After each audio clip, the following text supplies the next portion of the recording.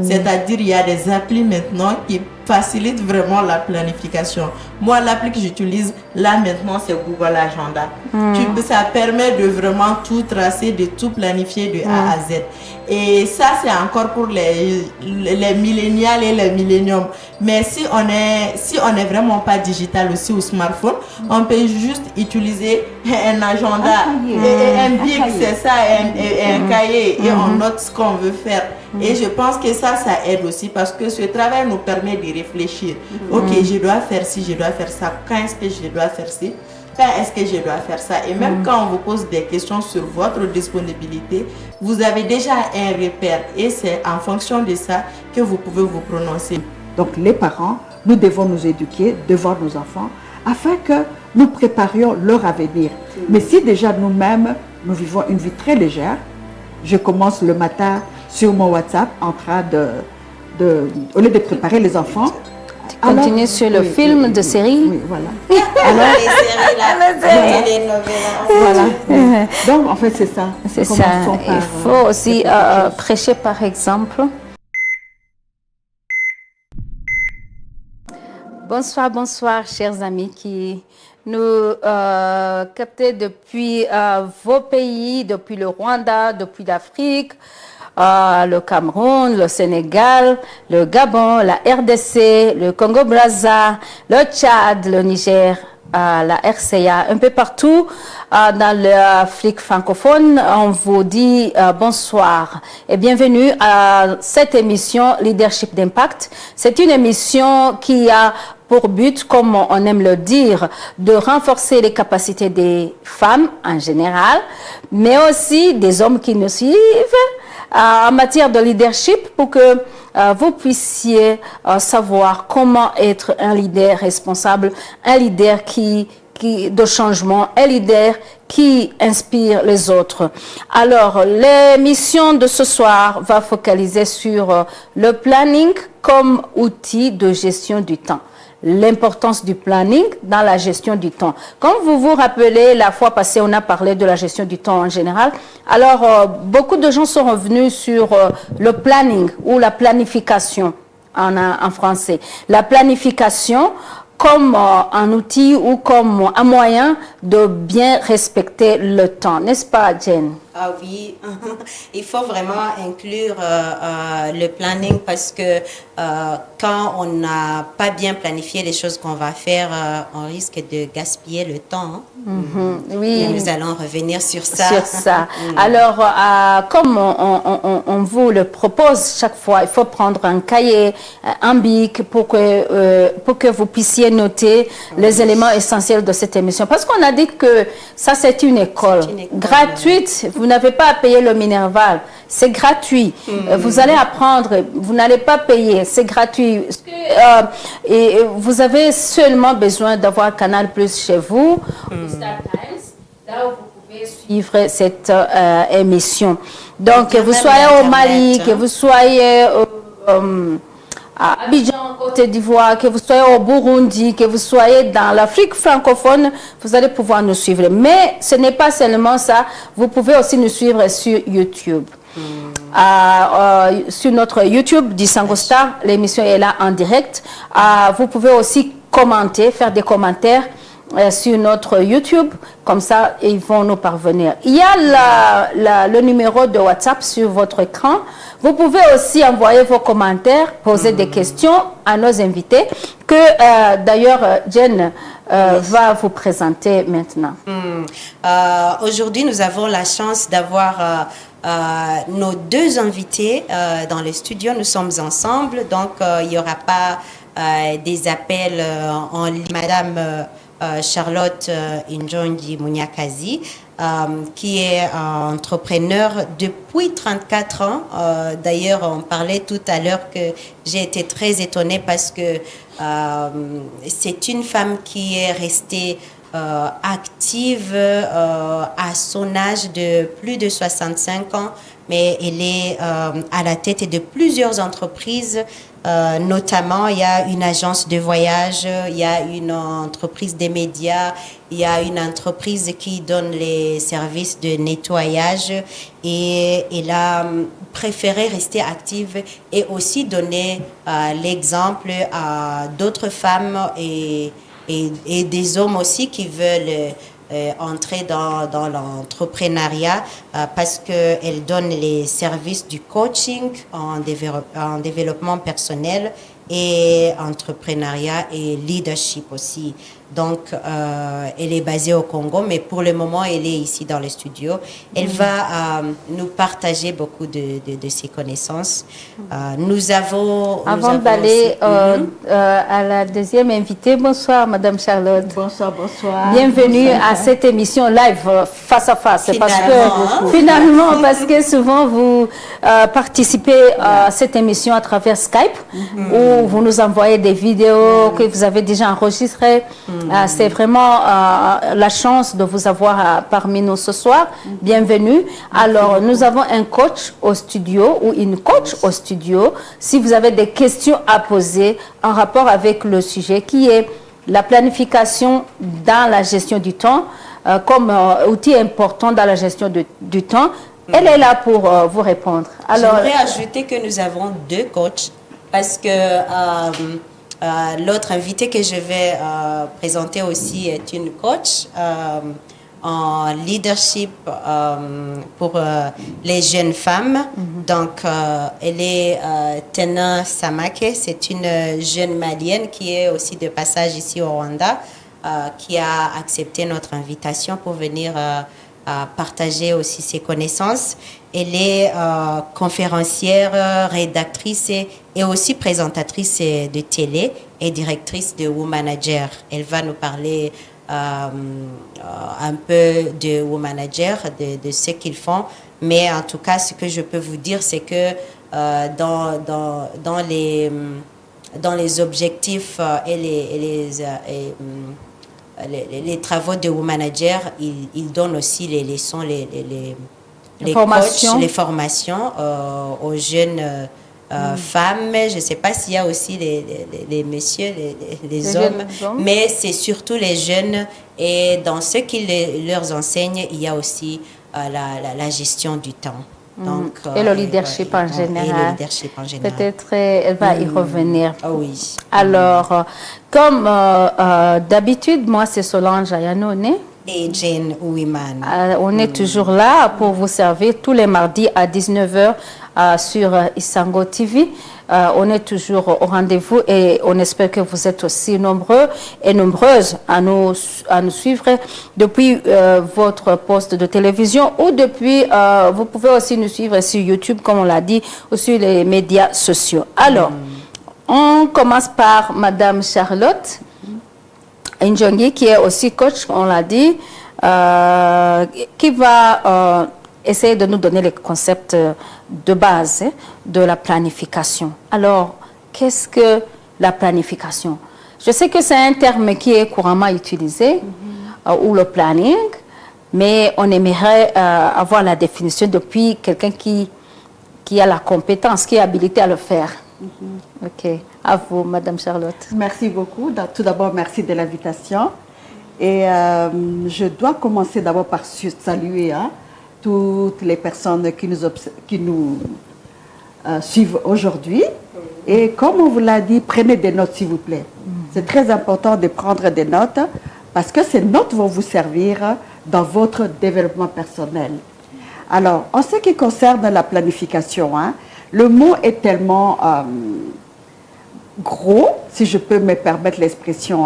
On a l'impression que la planification, c'est pour les autres. Mais en réalité, la planification, c'est pour nous tous, nous toutes.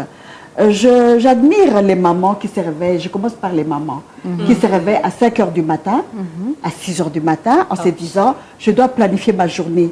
Les enfants vont à l'école, à quelle heure? À 7 heures, on doit aller prendre le bus. Donc, c'est-à-dire qu'à 6 heures, je planifie déjà ma journée, je me réveille à temps, préparer le petit déjeuner des enfants, préparer les uniformes. Et déjà, cette maman a déjà commencé à planifier. Alors, peut-être que cette maman ne sait pas qu'elle a un outil important. Alors, déjà, pour moi, c'est déjà une femme qui fait la planification et c'est vraiment admirable. Alors, quand on parle du planning, c'est un outil qui est à notre disposition. Donc, un outil. Donc, cette maman, dont je parlais tout de suite, elle peut planifier sans les réaliser. Donc, en fait, elle planifie tout simplement à partir de son cerveau. Mais quand on est vraiment dans le domaine de la planification, il faut avoir des outils. Les outils, il ne faut pas se fier seulement à son cerveau. Hein, parce que quand on se fie au cerveau, il y a beaucoup de choses qu'on oublie. Alors, pour ne pas oublier ces choses, utilisons les outils qui sont à notre disposition. Ça peut être un agenda, ça peut être un cahier. Il y a aussi des outils informatiques pour la gestion du temps. Alors, il y a les outils qui sont là. Alors, pour moi, le planning, donc j'ai quitté la maman, je rejoins maintenant les leaders, les entrepreneurs. Hein. On s'est dit que la planification, l'outil est très important parce que c'est ça qui va vous permettre d'atteindre vos objectifs. Donc, vous devez atteindre vos objectifs. Alors, pour atteindre des objectifs, il faut bien planifier. Il ne faut pas faire comme la maman, dont je parlais tout à l'heure, qui s'est dit, je sais exactement que je me réveille à 5 h du matin, je sais exactement qu'à 5 h 30, je dois préparer le petit déjeuner. Donc, pour elle, elle a planifié tout dans la tête, avec les risques, bien entendu. Mais quand vous êtes dans le management, quand vous êtes un entrepreneur, il faut vous dire, mes journées ne sont pas élastiques. Donc, j'ai 24 heures. Alors, comme c'est 24 heures que j'ai, je dois bien gérer mon temps. Je dois planifier, je dois me dire, qu'est-ce que je fais à 5 h du matin? Qu'est-ce que je fais à 7 h du matin, à 8 h, à 10 h? Donc, en fait, la journée n'est pas élastique. À un moment, on doit aller dormir. Alors, planifions, utilisons les outils de gestion. Donc, c'est ça la planification. C'est ça la planification. Et la fois passée, on parlait de l'heure africaine. Alors, c'est aussi le moment d'en parler. Les femmes, la plupart des femmes qui pensent que, ou même les hommes, qu'il y a une heure africaine, si on doit commencer à 19 h, c'est à 21 h. Ici, on ajoute toujours 2 heures. On dit l'heure africaine, si la réunion est invitée à 9 h, on commence à 11 h. Les gens disent si le mariage c'est à 9 h, les gens disent non, c'est-à-dire que c'est à 11 h. Alors, est-ce que quand on fait une planification, est-ce que ça aide à réduire cette heure africaine qui a des conséquences sur le résultat de notre travail journalier? Non, exactement. Ça a des conséquences sur le programme que vous avez fait. Parce que quand on commence à suivre l'heure africaine, ici, nous parlons d'une fête. Mais quand on a une heure africaine, on a un rendez-vous à 14 h. Mais c'est à 14 h. Ce n'est pas 14 h 30 ou à 15 h. Peut-être aujourd'hui, vous le faites parce que vous êtes avec des amis, avec des frères. Mais une fois que vous irez à l'international, parce que je me dis que aujourd'hui, tout va à l'international. Ce n'est plus seulement de dire je suis en Afrique, je suis en Afrique centrale, je suis au Rwanda, je suis au Congo, au Burundi, au Mali. Mais on s'est dit, j'aurai à être en contact avec des partenaires d'autres pays. Et si dans mon esprit, j'ai toujours eu cette ère africaine, eh bien, le partenaire ne vous prendra pas au sérieux. Il vous a fixé rendez-vous à 14 h. Vous arrivez avec 30 minutes de retard, en train de vous excuser, en disant que les métros vous a donné du retard. Mais non, ce n'est pas comme ça. Parce que vous savez que vous avez rendez-vous à 14 h. Vous devez connaître les horaires du métro. Et quand on connaît les horaires du métro, on va se dire, je quitte la maison à 13 h. J'ai le temps de prendre mon métro. J'ai le temps d'arriver à destination à 14 h. Alors, il faut commencer à se préparer. En Afrique, c'est beaucoup plus le taxi. Il faut commencer à se préparer en se disant, je vais à l'international et je dois quitter ce mindset à l'africaine. Voilà. Ok, merci beaucoup. Mais là, vous avez parlé de planification vous avez donné l'exemple d'une maman qui se réveille très tôt le matin, mais je me demande, est-ce que la planification que cette maman fait à la maison et la planification qu'une autre maman, par exemple, qui dirige une entreprise fait, ou une autre leader politique, c'est la même chose ou il y a peut-être différents types de... Moi, je me dis que c'est la même chose. Hein. Il y a la maman qui est à la maison, qui planifie sa journée très bien. Elle dit à 5 heures du matin, je me réveille. L'autre qui est au travail, qui est la leader, la manager, elle dit, je me réveille à 5 heures du matin, je prépare mes enfants. D'ailleurs, elle a plus de travail. Hein, parce que la maman, là, qui prépare les enfants, ça peut être aussi la manager. Celle qui dit, je dois préparer mes enfants à 5 heures du matin, je dois me préparer moi-même pour aller au travail, je dois être au bureau à 8 heures. Donc, c'est pour dire que celle-là, elle a encore plus de travail à faire pour planifier sa journée. Donc, pour moi, c'est tout le monde qui doit apprendre cette planification. Alors là, je reviens toujours sur l'exemple de la maman parce que vous avez même mentionné qu'elle les fait sans même le savoir. Alors, pourquoi est-ce que c'est important de le savoir et de planifier? C'est important de le savoir, hein, parce qu'une fois qu'on a planifié sa journée, parce qu'il faut prendre des notes, hein, comme on l'avait dit. Hein. J'ai planifié ma journée, je sais qu'à 5 heures, je me réveille, je sais qu'à 8 heures, je dois être au travail. Donc, en fait, il y a un programme heure par heure. Alors, quand on a appris à déterminer les moments de la journée, on s'est dit, qu'est-ce qu'il me faut pour que je réussisse mon rendez-vous de 14 heures, par exemple. Je parlais du rendez-vous de 14 heures. Qu'est-ce qu'il me faut? Parce que j'ai un contrat à signer à 14 heures. Qu'est-ce qu'il faut? Donc, il y a toute une procédure qu'il faut respecter. Donc, pour moi, le manager doit vraiment planifier sa journée comme un vrai manager. Oui. Partant de ça, est-ce qu'il y aurait des formes de planification que les gens peuvent apprendre à travers cette émission? Peut-être que quelqu'un peut décider de prendre cette forme de planification, l'autre peut prendre l'autre. Ça dépend peut-être des moyens, de sa disponibilité. Pouvez-vous nous parler un peu de ces formes de planning? Les formes de planning, il y a plusieurs formes de planning. Hein. En fait, quand une personne se dit, je dois commencer à planifier ma journée, il y a toute une procédure à suivre. Il doit d'abord dire, première procédure, il doit identifier les tâches. Qu'est-ce que je vais faire dans cette journée de 24 heures? Hein, parce qu'on s'est dit c'est 24 heures. Mais en réalité, ce n'est pas 24 heures. Parce qu'il y a des heures où je dois dormir, je dois me reposer. Donc, en fait, il doit identifier les tâches. Quelles sont les tâches aujourd'hui que je vais faire à partir de 8 heures jusqu'à 17 heures quand je rentre chez moi. Donc, il faut identifier les tâches. Alors, je devrais peut-être aller un peu plus loin. Je quitte la maman. Je parle peut-être d'un homme d'affaires parce que maintenant je parle d'un leader et nous sommes en train de former des leaders. Alors je peux prendre l'exemple d'une personne, d'un leader qui se dit je veux construire des maisons, je suis dans l'immobilier et je dois maintenant me lancer dans l'immobilier. Alors celui-là, il doit d'abord identifier les tâches qu'il doit faire.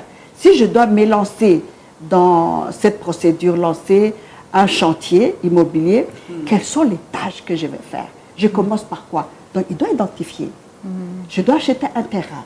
Je dois acheter un terrain. Je dois demander les autorisations. Donc, il y a les différentes tâches qu'il doit identifier. Après avoir identifié les tâches, il y a aussi les priorités. Parce que même dans les tâches, quelles sont mes priorités pour que mon projet arrive au bout? J'ai un projet où j'ai dit, je me lance dans l'immobilier, je veux qu'à la fin dans 2 ans, bien dans une année, j'ai pu mettre sur le marché 100 maisons. Mais pour que les 100 maisons soient sur le terrain, qu'est-ce que je dois faire pour que ces maisons arrivent sur le marché? Donc, il doit identifier d'abord les procédures pour qu'il puisse se lancer dans l'immobilier, identifier. Il doit estimer les délais en disant, je dois, dans les 2 ans qui viennent, je voudrais qu'au bout de 2023, 2024, juin 2024, j'ai pu avoir mon chantier terminé. Donc, les maisons sont déjà clés en main, je les donne aux personnes qui ont demandé. Donc, je dois dire les délais. Donc, il doit estimer les délais. Et c'est très important. Les priorités, on doit en parler aussi. Les attributions des ressources. Quelles sont les ressources qui sont à ma disposition? Donc, quand on fait la planification pour un projet comme celui-là, tout est déjà noté. Donc, il y a des procédures à suivre. Et ces procédures, une personne qui est intéressée ce soir peut nous écrire et on lui transmettra ces procédures aussi. Donc là, si j'ai bien compris, on est allé au-delà de 24 heures. Donc, on parlait des projets à long ou à court terme. Voilà, ça me rappelle du fameux Visio 2020. Donc, ça, c'était les planification au niveau du pays. Donc, ça veut dire que les entreprises peuvent faire la planification, les individus peuvent faire une planification. Est-ce que les individus peuvent se permettre de faire du planification à très long terme ou peut-être que c'est mieux de faire de court terme et de recommencer? Moi, j'ai parlé de la maman d'abord, qui fait une planification à court terme de la journée. Mais ici, nous avons parlé de l'entrepreneur. L'entrepreneur qui veut lancer, qui a un projet immobilier. Je peux parler de la femme entrepreneur qui s'est dit, je vais me lancer dans l'habillement. Donc ça, c'est un projet sur une année parce que tu ne vas pas dire, je veux me lancer, je veux ouvrir un business. Tu ne vas pas l'ouvrir au réveil comme ça. Non, c'est un projet à long terme. Ça peut être une année pour le projet aller à Dubaï, acheter la marchandise. Ça, c'est un projet à court terme où on s'est dit, dans l'année qui suit, en 2024, j'aurai mon shop où je vais vendre les articles. Donc ça, c'est un projet à court terme, en une année. Mais il y a aussi des projets à long terme où dans l'immobilier, ça, c'est un projet où il te faut 2 ans, 3 ans, 4 ans, 5 ans. Et au niveau des pays, ça sont des projets de 5, 10, 15, 20 ans. Donc, il y a... Alors, merci beaucoup, Madame Charlotte. Revenons sur notre deuxième invité qui est dans l'organisation Manager. C'est Mademoiselle Tenet. Ok. Merci beaucoup d'être là avec nous. Elle nous parlait de la planification.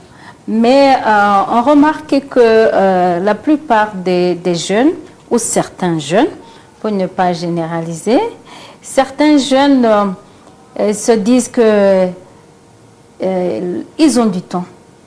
Ils disent, oh, il faut étudier. Ah, je suis encore jeune. Je vais le faire d'ici 2 ans.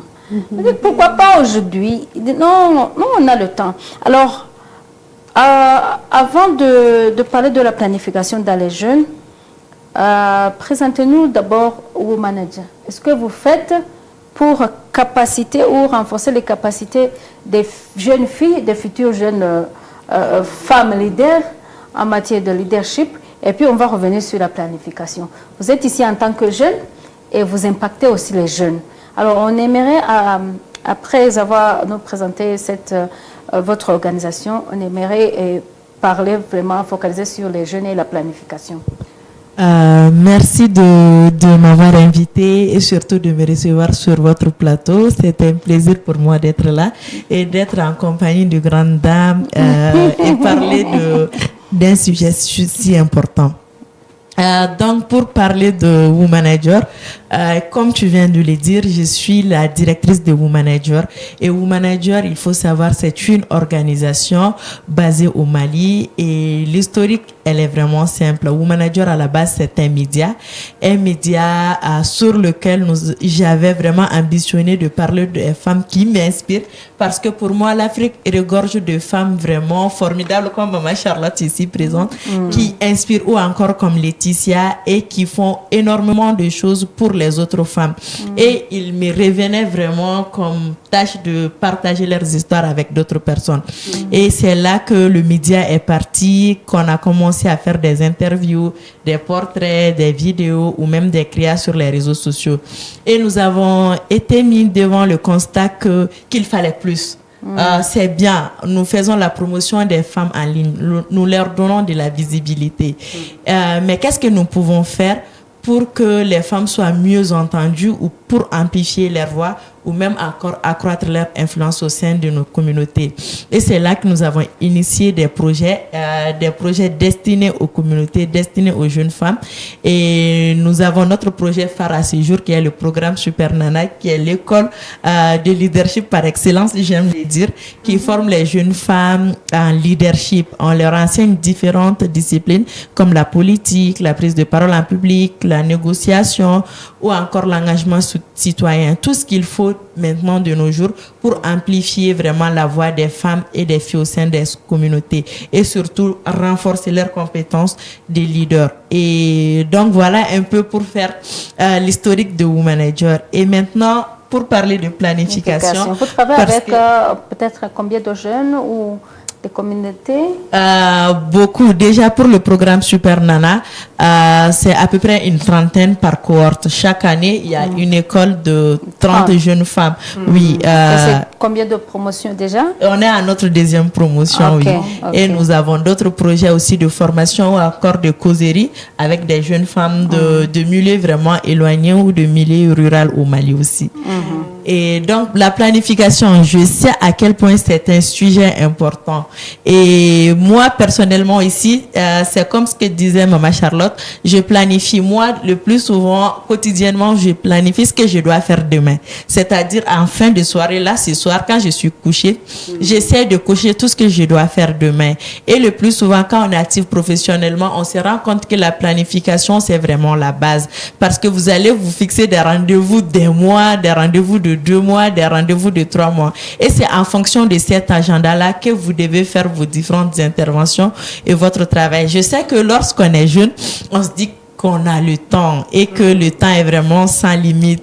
Et je pense qu'il est important déjà, même quand on est jeune, de se fixer certains objectifs. Récemment, je lisais un livre sur les décisions, comment prendre les décisions importantes sur sa vie. C'est drôle, nous parlons plus ou moins de la même chose ici.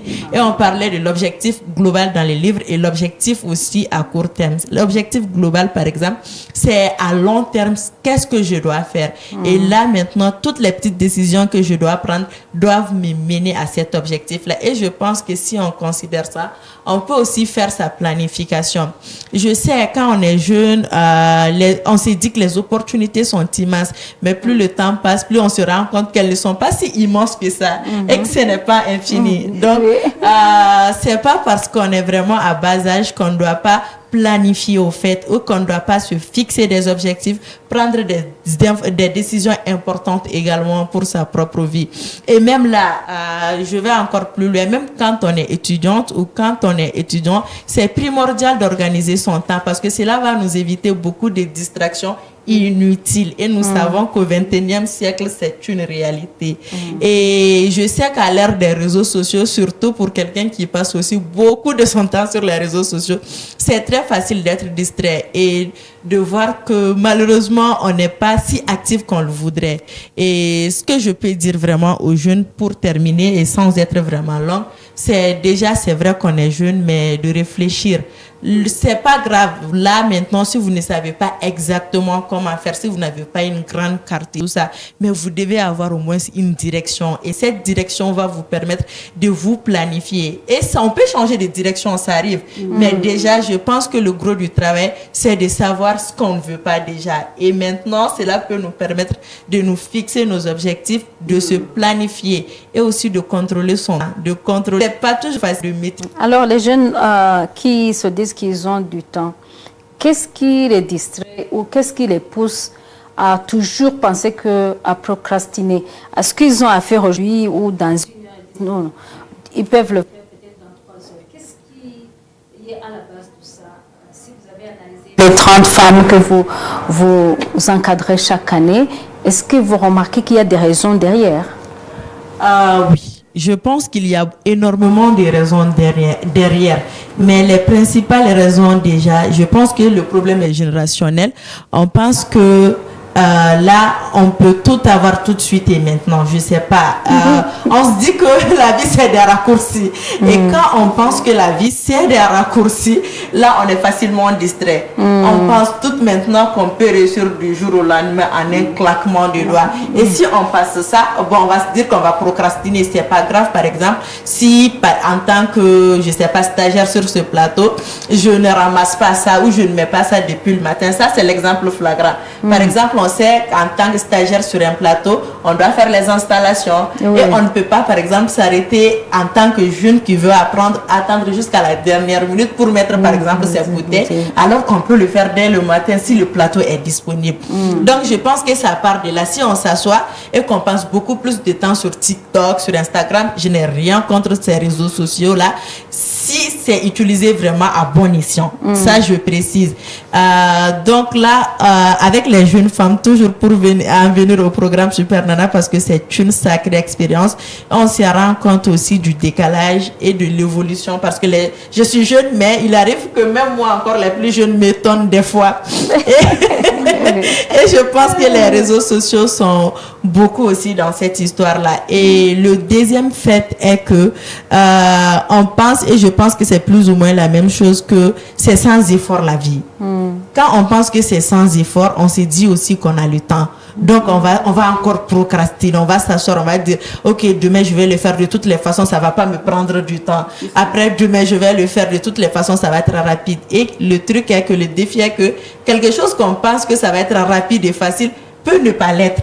C'est une fois qu'on se lance, qu'on se rend compte des différents challenges et qu'on se rend compte qu'il faut s'adapter. Et je pense que c'est un élément important de la planification aussi, savoir s'adapter. Parce que quand on planifie, c'est sûr que les choses ne vont pas se dérouler exactement comme prévu. Et comme prévu. Donc, on se rend compte des fois que l'improvisation joue beaucoup. Mais on ne peut pas improviser sans être bien préparé. Et comment être bien préparé? C'est bien planifier son quotidien et aussi donner une direction, une orientation à sa vie de manière globale.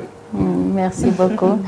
Sauf si Diane a une autre question sur les jeunes. Sinon, on va revenir sur Madame Charlotte. Mais j'avais une dernière. Les jeunes, on voit qu'ils aiment, vous avez mentionné ça, ils aiment la facilité, ils aiment les shortcuts. Je le vois dans les médias, comme je suis dans les médias depuis longtemps. Quand nous, on arrivait à la télé, on faisait peut-être 6 mois sans aller au direct, mais comme maintenant ils vont directement au live, ils pensent qu'ils savent. Hein? Et quand on essaie de leur montrer le chemin, voilà, ça se fait comme ça, il faut préparer. Il faut écrire même votre nom, parce que tu peux arriver au plateau, tu oublies, parce que tu es trop... Le live, parfois, ça fait peur. Ils disent, non, Solange, ça c'est pour vous, les vieux, maman. Parce que non, c'est TikTok. Moi, j'ai dit, non, il faut quand même qu'on respecte les procédures.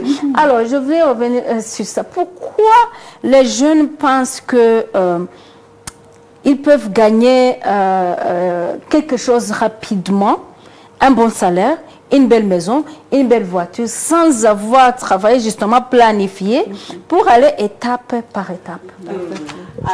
Probablement à cause des influenceuses et des influenceurs. si je peux De me la le dire. technologie. De la technologie. Et vraiment, blague mise à part, c'est vraiment une réalité. Et depuis le boom des réseaux sociaux, où on se rend compte qu'avec 2 millions, 1 million de personnes qui nous suivent, je précise virtuellement, ça ne veut pas dire que ces personnes vous suivent, même 1000 de ces personnes vous suivront dans la réalité. On se dit qu'on peut se faire beaucoup d'argent tout de suite et maintenant et connaître la gloire, la célébrité, la notoriété. Et franchement, je pense qu'il faut maintenant analyser les phénomènes et comprendre que c'est pas possible. Comme tu viens de le dire, on doit y aller étape par étape. Et moi, je pense que cette génération a eu une chance incroyable. Les réseaux sociaux et quelque part, c'est grâce au digital que moi, je suis présente sur ce plateau-là. Mais il faut savoir comment utiliser le digital. Même quand on est influenceur sur TikTok, tu viens de le dire. On ne peut pas sortir faire ses lives comme ça par hasard, venir faire tout ce qui nous passe par là. Il faut suivre les étapes. Il faut se poser la question, je vais présenter tel contenu, comment je peux le faire? Tu fais des recherches sur d'autres personnes qui font exactement la chose. Et là, tu peux présenter vraiment un travail professionnel aux personnes qui te suivent. Parce que pour moi, le professionnalisme, c'est aussi de montrer du respect aux personnes qui nous suivent, à ses followers ou encore à ses téléspectateurs. Et je sais pas, pour moi, le problème est profond. Et c'est vraiment difficile de dire que c'est ça les hic. Vraiment, et c'est ça pour tous les jeunes parce que je pense que c'est différent, c'est relatif et ça dépend non seulement des contextes, mais aussi de ses fréquentations en tant que jeune. Mais quelque chose est indéniable, on n'a pas tout de suite et maintenant, c'est impossible. C'est impossible. Je voudrais ajouter quelque chose concernant l'influence des médias sociaux. Il y a une éducation qui doit être faite par les responsables des médias comme toi, comme nous, où il faut dire la réalité des influenceurs, comme on le dit. Parce qu'en fait, tout ce que nous voyons là, tout ce que nous voyons qui brille, parfois, c'est du fake. En général, d'ailleurs, c'est du fake. Une personne va vous dire, je suis à Londres, alors qu'en réalité, cette personne... Elle est à Bidjogo, ici à côté. Voilà. À Bidjogo, ici ou à Gitega, ici à côté. Exactement. Ou même ici au marché de Nyarugenge. Donc la personne va vous influencer, va dire je suis à New York, alors qu'en réalité, elle est dans à côté de toi. Sa cabane. La personne va vous dire que je suis en business class, alors qu'en réalité, cette personne n'est même pas capable d'acheter une voiture. Donc en fait, on doit éduquer nos enfants pour leur dire ce que vous voyez derrière ces réseaux sociaux, derrière ces influenceurs. Il y a beaucoup de choses qui sont fake. Toi, travaille. Si tu veux te lancer dans le journalisme, suis les procédures. Donc, les procédures du journalisme. Fais des recherches.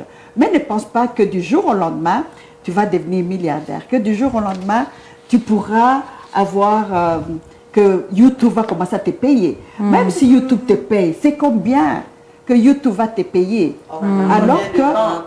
Oui, ce sont des sous, d'accord? Mais entre-temps, toi, en disant, je vais être comme tel influenceur, tu arrêtes tes études, mais demain, tu vas les regretter amèrement. Alors, priorité à vos études, s'il vous plaît. Tout ce qui brille n'est pas de l'or.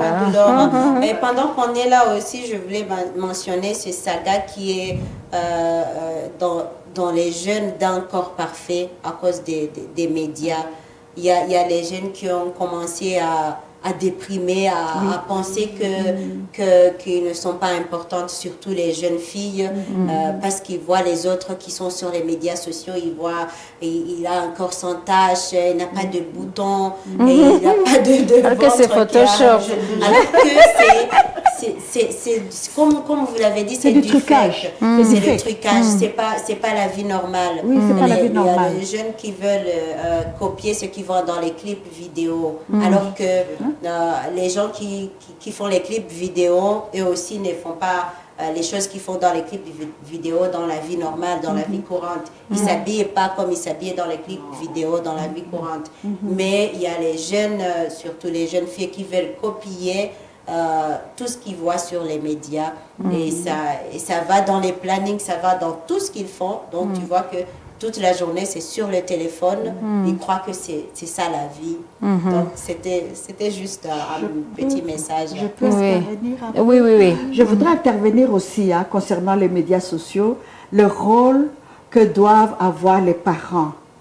Parce que les parents ont un grand rôle et vous demandez comment on va contrôler ces enfants. Je vois très mal comment un enfant de 12 ans, une jeune fille de 12, 13, 14 ans, vous lui permettez de dormir à 2 heures tardives. Moi, je connais des parents qui, à 20 heures, parce qu'ils se disent, l'enfant a besoin de la communication pour travailler. Alors, à 20 heures, on peut travailler, vous êtes sur les réseaux sociaux. Non, vous avez la connexion Internet, parce qu'on s'est dit, l'enfant fait des recherches. Mais à une certaine heure, la connexion est coupée. Parce que là, au moins, si vous coupez la connexion, vous pouvez vous dire, vous êtes au lit, mais à 22 ans, ma fille n'est plus sur les réseaux parce que la connexion est coupée. Donc, il y a des mesures que les parents doivent faire, surtout les parents qui ont de jeunes enfants. C'est à vous de le faire. Il ne faut pas que l'enfant de 12-13 ans vous échappe. Vous êtes là, vous êtes responsable. Merci. Ça fait partie d'une planification. Oui.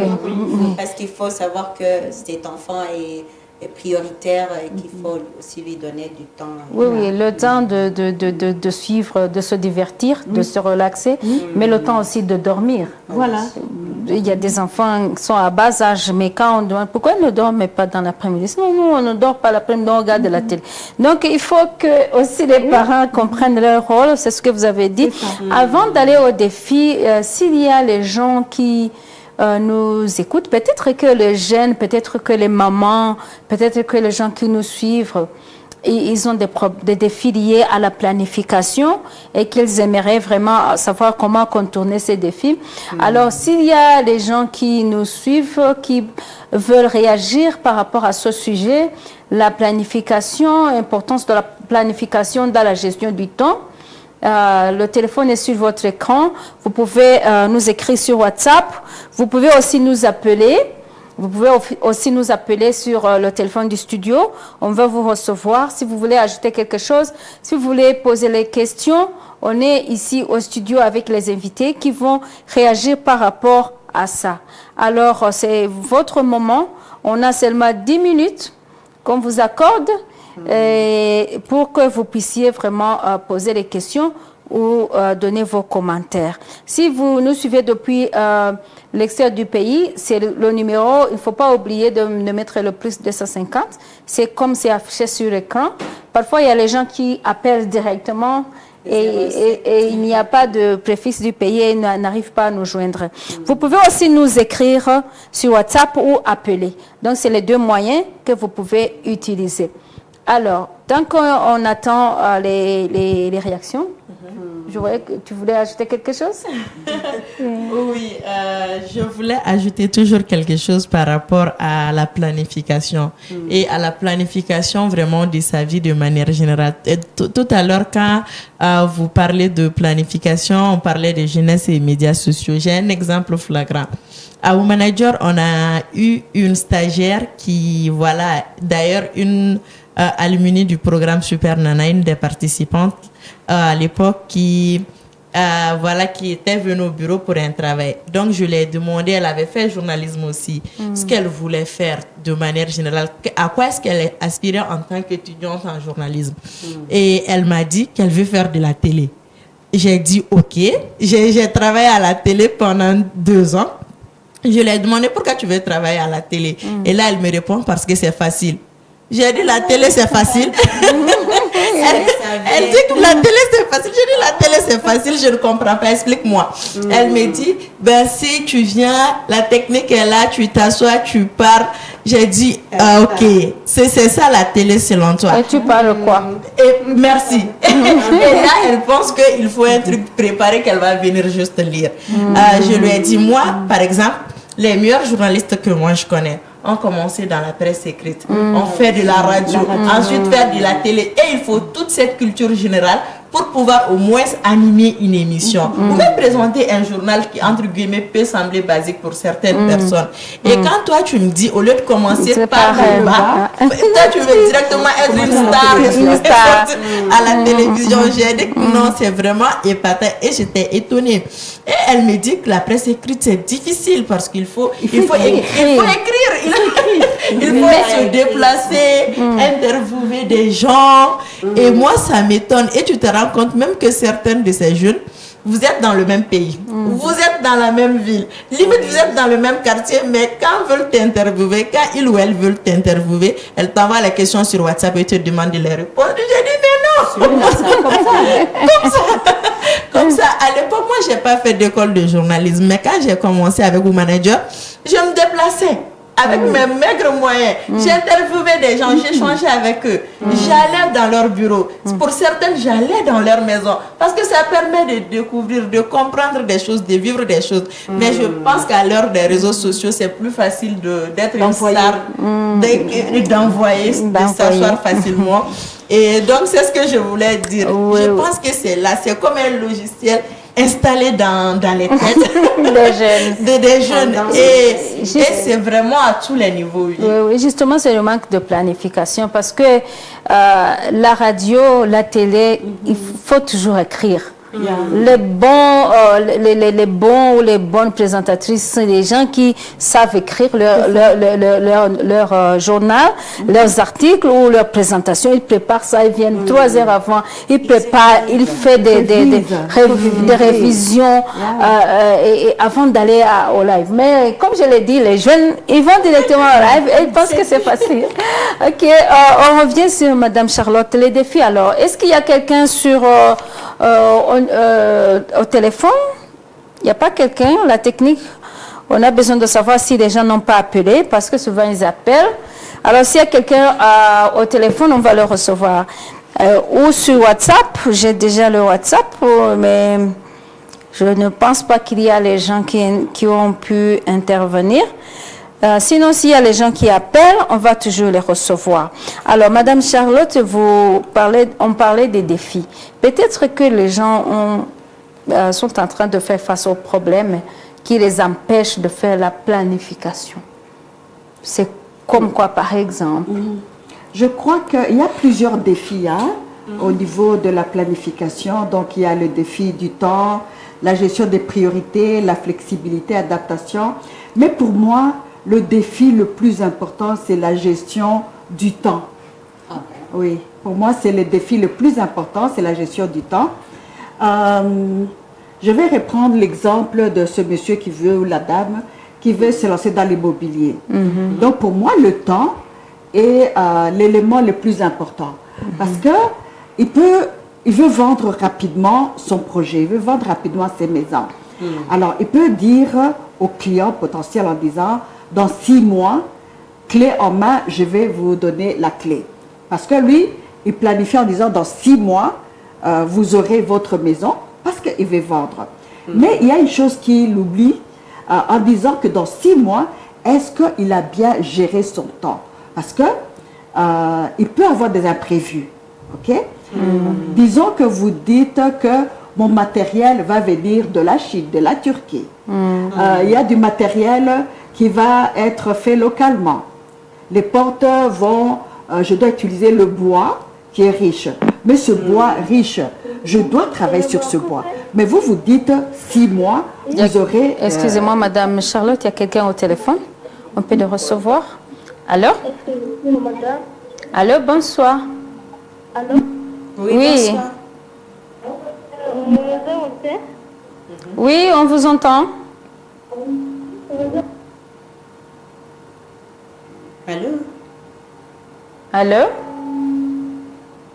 Je crois que c'est coupé. Allô? Je pense que c'est coupé. Vous disiez donc concernant... Donc je disais que pour moi, le temps est le facteur primordial dans la planification.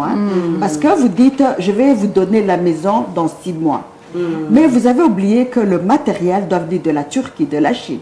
Vous avez oublié que le bois doit être préparé. Vous avez oublié que le retard peuvent avoir lieu dans le port de Mombasa ou de Dar es Salaam. Alors, ces retards peuvent bloquer votre projet d'avancer parce que l'objectif, c'est de dire, j'ai perçu l'argent des clients potentiels et au bout de 2 ans, il faut que je leur donne la clé pour que le total me revienne. Mais si déjà, vous avez mal planifié, vous avez promis que dans 6 mois, la maison sera prête, sans tenir compte de tous les aléas, de tous les facteurs.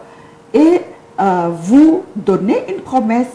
Et à un moment, vous faites cela, vous allez être pris pour un aventurier. Je connais beaucoup de développeurs de maisons qui ont promis les maisons dans 1 année.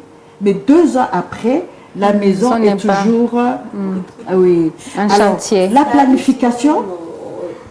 Des techniciens, des tailleurs. Oui, voilà. C'est comme nos tailleurs. Dans tous les pays. Et des tailleurs. Alors, si vous n'avez pas fait votre planification comme il faut, le temps qu'il vous faut pour accomplir un projet, pour accomplir votre objectif, pour moi, c'est un des éléments. Il y a d'autres éléments, bien sûr. Hein. Peut-être tu vas nous aider avec d'autres éléments. Mais pour moi, le temps. Oui. Bon, en parlant du temps aussi, il ne reste pas beaucoup de temps. Il ne reste pas beaucoup de temps. Mais j'aimerais que Mme Charlotte ou même Téna peuvent nous parler de l'importance de la planification chez un leader. Chez un leader, quelqu'un qui est à la tête d'une organisation, qui est à la tête de sa famille, comme on l'a dit, qui est à la tête, qui dirige les autres ou que les autres sont derrière cette personne. Ils ont besoin de suivre ce que cette personne fait. Alors, quelle est l'importance de la planification, de la gestion du temps chez cette personne qui dirige les autres, qui est à la tête de sa famille, à la tête de son entreprise, à la tête, pourquoi pas, d'un pays, à la tête d'une province, d'une préfecture, à la tête d'une mairie. Donc, il est responsable quelque part depuis la famille. Vous avez parlé d'une femme de ménage. Il y a ces femmes qui vont au marché. Maintenant, le marché n'est plus local. On a ici des femmes qui envoient les bananes, les petites bananes là en Europe ou à Dubaï. Alors, si elles n'ont pas planifié, les gens vont chercher la marchandise, ils n'ont pas trouvé. Mais alors, aussi avec ça, ils pourront nous donner les astuces parce que peut-être qu'il y a des secrets qu'on ne connaît pas. Hein. En fait, je voudrais répondre à la question du leader. Comme vous l'avez dit, le leader est celui qui est devant et nous tous, nous suivons ces leaders. Donc, si le leader n'a pas une direction planifiée, parce qu'il doit avoir des formules, il doit éclairer, parce qu'il y a des gens qui le regardent. Si lui-même n'est pas éclairé, donc c'est-à-dire que le troupeau qui est derrière va tomber. Alors pour moi, un leader doit être la personne qui doit vraiment respecter la planification, qui doit se dire, mon peuple me suit, donc j'avance, je suis éclairé et je sais qu'ils sont en train de me suivre. Donc pour moi, un leader, c'est la personne que nous suivons. Donc la planification est très importante au niveau des leaders. Merci. Quelque chose à ajouter? Oui. Ici, il y a un message que j'aimerais réagir par rapport à ça, mais il faut d'abord finir votre commentaire par rapport à la planification et le leadership. Ok. Ce que je voulais juste ajouter, Maman Charlotte a tout dit, c'est que déjà, le leadership, c'est de la planification. Et c'est difficile d'être vraiment un leader sans être une personne qui est dans la préparation, dans la planification. C'est difficile. On ne peut pas faire du pilotage à vue. C'est comme ça qu'on dit l'expression, genre vivre le jour au jour, prendre les décisions quotidiennement, c'est pas possible. Quand on dirige une organisation, une structure ou encore des personnes, il faut avoir la capacité d'anticiper les choses, de voir les choses avant qu'elles n'arrivent là maintenant pour pouvoir les gérer facilement. Et cela ne peut se faire qu'à travers la planification ou à travers vraiment la programmation. Donc, si vous êtes une personne si vous vous définissez comme un leader ou une leader et vous ne planifiez jamais rien, ben dites-vous que vous n'êtes pas leader parce que ça, c'est pas du leadership. Le leadership, ça englobe un tas de choses et la planification en fait partie, oui. Merci beaucoup. Il y a quelqu'un qui a envoyé un message qui est vraiment un message qui est en rapport avec ce que nous sommes en train de dire. Il a dit, j'ai un conflit avec ma femme et les enfants. J'ai deux, l'une a 16 ans, l'autre a 15 ans. Quand je les exige de se lever tôt, faire des travaux domestiques et aller aux réseaux sociaux tard, ma femme, elle fait laisser aller et quand je les blâme, elle me blâme sous prétexte qu'ils sont en vacances. Donc, que je dois les laisser. Alors, que faire? Je leur dis qu'ils n'ont pas droit au téléphone dans leur chambre pendant la nuit car ils sont encore mineurs. Mais leur maman les défend. Bref, les enfants deviennent mes ennemis. Mes ennemis, que faire? Madame Charlotte. Oui, que faire? Là, c'est la maman, la grand-mère qui va parler. Effectivement, c'est un problème maintenant entre le couple. C'est un problème où le couple doit avoir le même langage. Parce que tout commence par le couple. Et si vous deux déjà, vous n'avez pas le même langage, les enfants vont en profiter. Et les enfants de 12-14 ans qui déjà commencent à créer la division dans le couple. C'est grave. Parce que vous deux, vous ne regardez pas dans la même direction. Pour moi, un couple, ça regarde dans la même direction. Il y a des petits conflits, ça arrive toujours, mais ces petits conflits sont dans la chambre à deux. Les enfants ne vous regardent pas. Essayez de discuter en disant, écoute, peut-être au lieu que les enfants dorment à 20h, ils ont 14 ans, alors jusqu'à 20h30. Donc, dans la chambre, vous avez déjà discuté de la décision que vous allez prendre, mais pas devant les enfants. Donc, vous dites, ce sont des jeunes, des mineurs, 20h30. Au lieu de 20h, allons à 20h30. Donc, et le couple, vous décidez ensemble et vous allez maintenant donner la décision aux enfants. Donc, c'est grave, c'est le couple qui doit vraiment regarder dans la même direction en disant, si ces enfants se perdent à 12-14 ans, à 18 ans, là, ce sera du catastrophe. Ah oui, pour moi, c'est ça. Le couple, s'il vous plaît. Oui.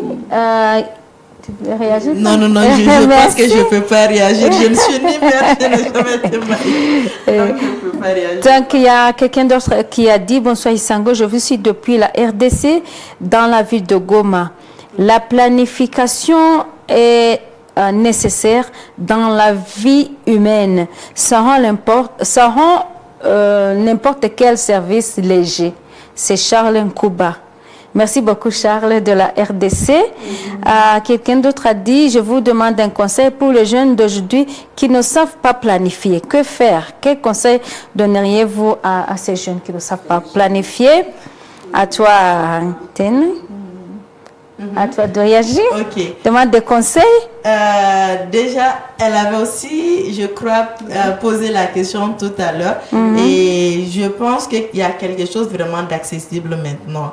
Et c'est un outil que nous utilisons permanemment. D'ailleurs, on en parle depuis le début de cette émission. C'est le smartphone. Utilisez les smartphones pour vous aider à faire vos planifications si vous êtes de cette génération-là. C'est-à-dire, il y a des applis maintenant qui facilitent vraiment la planification. Moi, l'appli que j'utilise là maintenant, c'est Google Agenda.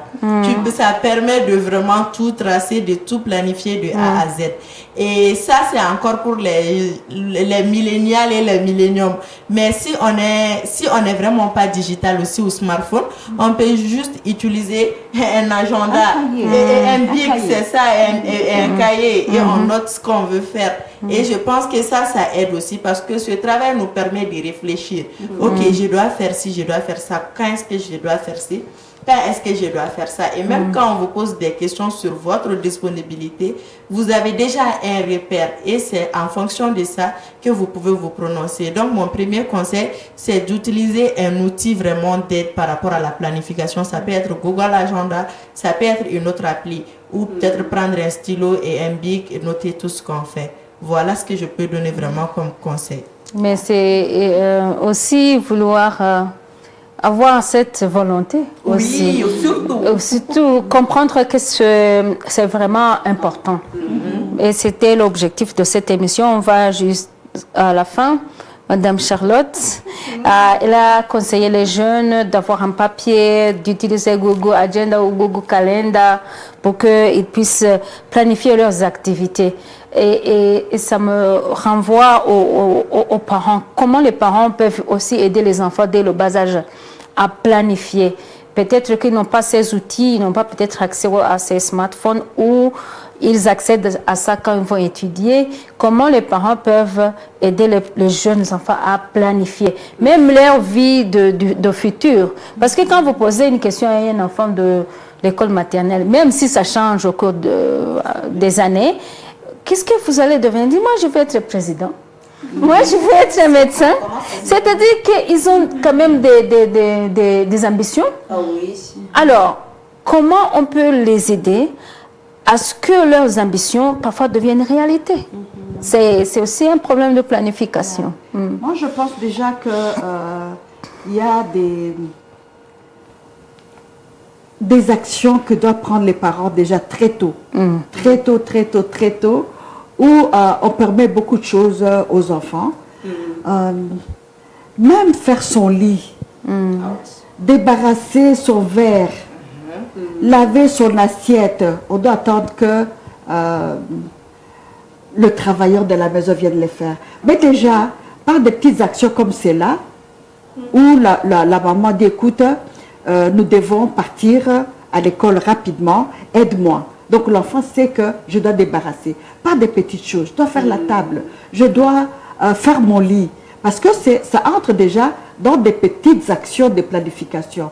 Et si toute la journée, moi, la maman, la casserole est en train de brûler au feu, parce que je suis sur WhatsApp, quel exemple je donne à mon enfant, quel exemple je donne à ma fille? Alors déjà, nous-mêmes, nous devons commencer à nous éduquer. Donc les parents, nous devons nous éduquer devant nos enfants afin que nous préparions leur avenir. Mais si déjà nous-mêmes, nous vivons une vie très légère, je commence le matin sur mon WhatsApp en train au lieu de préparer les enfants, Continuer sur le film de série. Oui, voilà. Alors, voilà. Donc en fait c'est ça. C'est ça. Il faut aussi prêcher par exemple.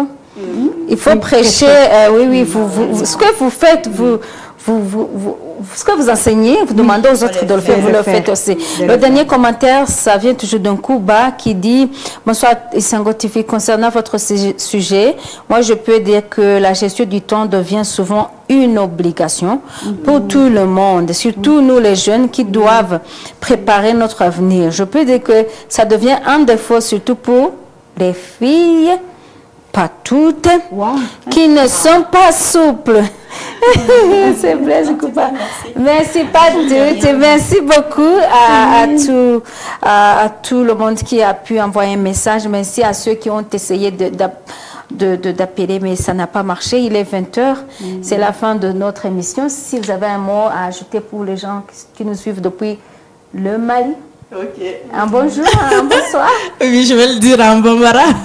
Donc, s'il y a des gens qui nous suivent vraiment du Mali, Aonisou et Aonichora Djelila. Donc, pour faire la traduction, je les ai remerciés. S'il y a des téléspectateurs qui nous suivent du Mali, je les remercie et je les dis bonsoir depuis Kigali. Et je rappelle que Téné est ici dans une conférence Women Deliver. Profitons de cela pour informer les téléspectateurs et téléspectatrices que Kigali est en train d'accueillir une grande conférence Women Deliver qui a pour objectif de faire le plaidoyer, advocacy sur les droits des femmes et demande à ce que les droits des femmes soient respectés partout dans le monde, pas seulement en Afrique. Alors, Kigali est honoré d'accueillir plus de 2000 participants. 6 000, oui. Ah, 6 000, 6 000, ah, 6 000 avec les 55 séances qui pays. sont, oui, oui, avec, il y a la conférence, mais il y a aussi comment on appelle Les ça? side events. Oui, oui, voilà, voilà. Donc, c'est plus de 6 000 personnes, c'est vraiment un grand honneur. Alors, à vous, Madame Charlotte, saluer les gens de Goma en Swahili. Bon, je peux saluer tout le monde, les gens de Goma, les gens de Rubavu. Vous savez que je vous aime, vous le savez déjà. Alors, n'hésitez pas de nous contacter, n'hésitez pas d'écrire à Issa Agosta. Pas de Swahili? Nous puissions, pour les Swahili, hein. En tout cas, je suis Kurusana, Vile Munatuangalia. Alors, on se voit tout en Nana très bientôt à Goma. Ok, merci beaucoup, Madame Charlotte. Je vous remercie, moi et Jen, on vous remercie vraiment d'avoir participé à cette émission. Vous étiez nombreux à envoyer les messages. Certains voulaient appeler, ça n'a pas marché. On remercie les invités, Mademoiselle Téné et Madame Charlotte, de votre participation. Merci beaucoup, Madame Charlotte. Vous nous aidez beaucoup parce que souvent, vous participez dans cette émission pour pouvoir partager vos connaissances avec les autres. On espère que aussi, Mademoiselle Téné depuis Mali, on va toujours vous inviter. Il faut répondre, Inch'Allah.